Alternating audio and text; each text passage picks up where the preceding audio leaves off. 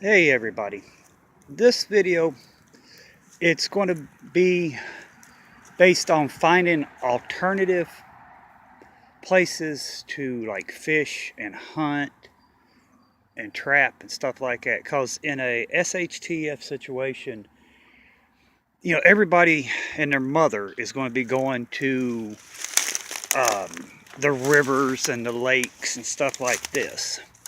You'll want to find you a creek or something like that, like this runs. There's a major highway right there. But in, a SHTF situation, there are not going to be a lot of cars on the road. So this is a perfect spot to, let me scan down here, to set. I mean, it's deep, it goes shallow to deep. And if you look, it's a perfect spot for, I'm trying to get down here to show you guys. There's a lot of animal tracks. So you can set set your traps on land and in the water, for muskrats, for minks, for raccoons, for possums, because this is like a it's a waterway, and animals come to eat and to drink here. I mean, then you can turn around and if you got like yo-yo traps, you can set that for fishing, or you can go from, like, say, this bank over to the other bank and set you a trout line up. You can probably get to 4, 6. You can probably get about 4 or 5 hooks in the water with a trout line. You can probably set a trout line up here, then walk down a little ways and set another trout line. I'm trying to avoid this mud so I don't sink up to my ankles. But I'm just trying to give you guys, because everybody will be going to the lakes and to the rivers. And what happens when you get a lot of people, if in a SHTF situation, people's going to see you catching fish or trapping and getting stuff, and they're going to take your food from you.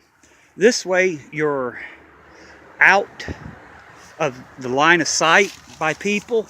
A lot of people wouldn't even think about coming to here because they think, oh, there's nothing in here. But like I said, if you can get, a couple of traps set in here and some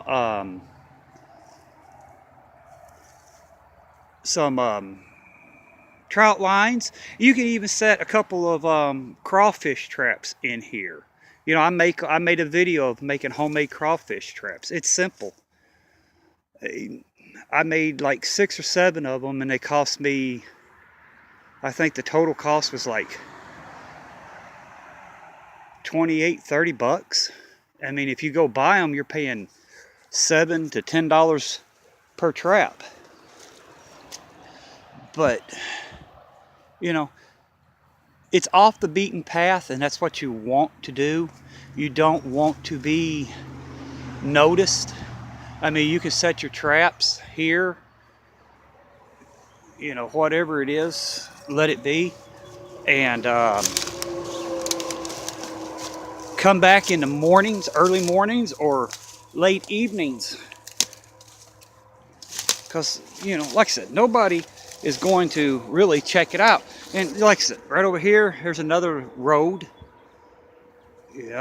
but people don't think about this. They think, oh, we got to go to the lake, we got to go to the river in order to catch food or to trap or deep in the woods. Not really. I mean, not really. It's right here. I mean, there's a bunch of frogs in here. There's turtles in here.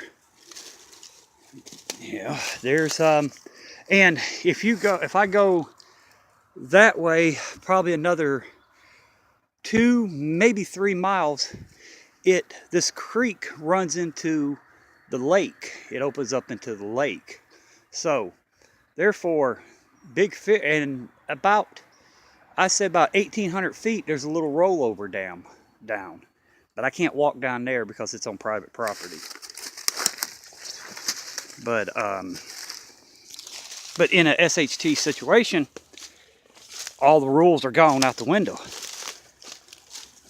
And if you just want to, set your traps, then come and fish. This is, I say, right in here and on down, it's probably about 8 feet deep. It's a pretty deep creek.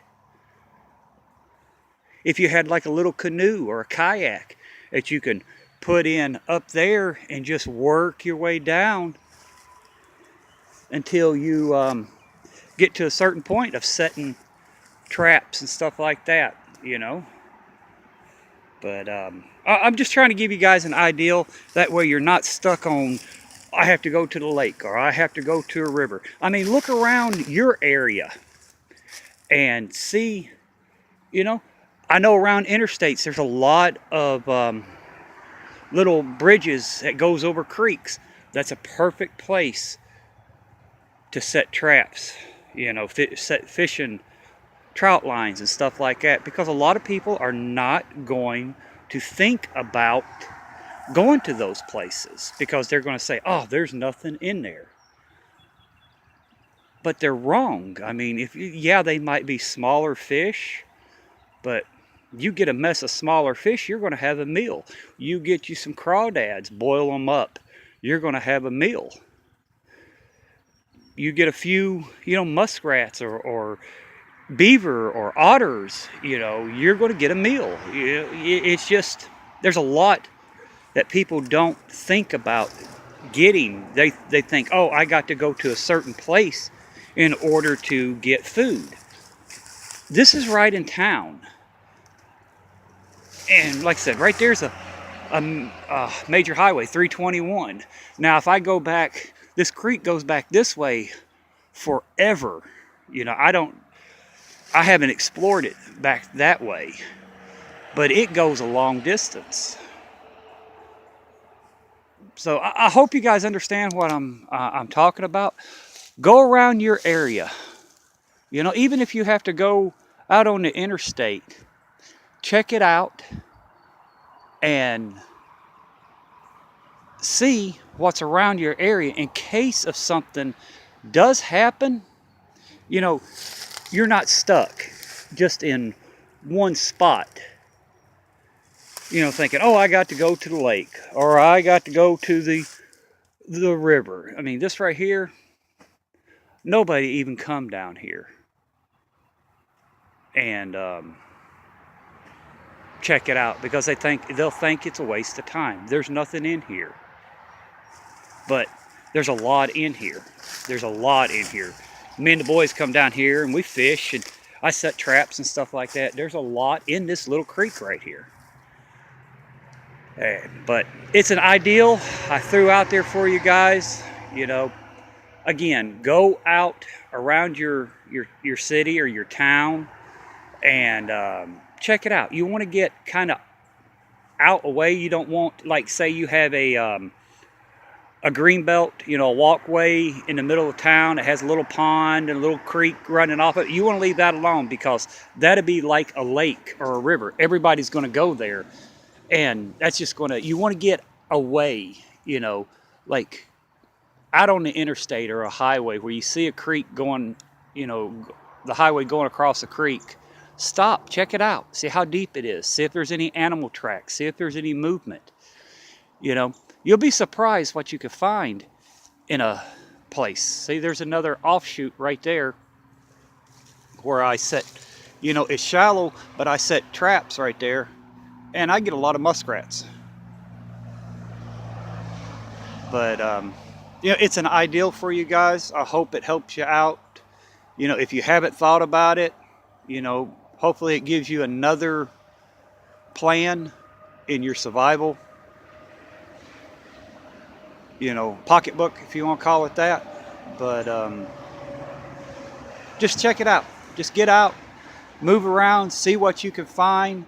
Just don't be dependent on a lake or a river because everybody's going to be in there. Here, it's going to be slim pickings. Like I said, nobody's going to think of coming down here. Granted, about 2 or 3 miles down the road, they're going to be, because that goes into the lake. But they won't venture this far up in here. Not at first. Eventually, people will get smarter and start coming up this way. But you'll have the upper hand if you're here and, getting your food. But guys, I hope this helped you out. I'm almost at my 500th subscriber. And I should be doing the giveaway either tonight or tomorrow. I think I got like 5 or 6 that I need to more subscribers to reach 500. If I don't reach it, I'm still going to probably do the giveaway tomorrow. But everybody, again, thank you, and I will see you on the next one. Everybody be safe and keep preparing. Bye.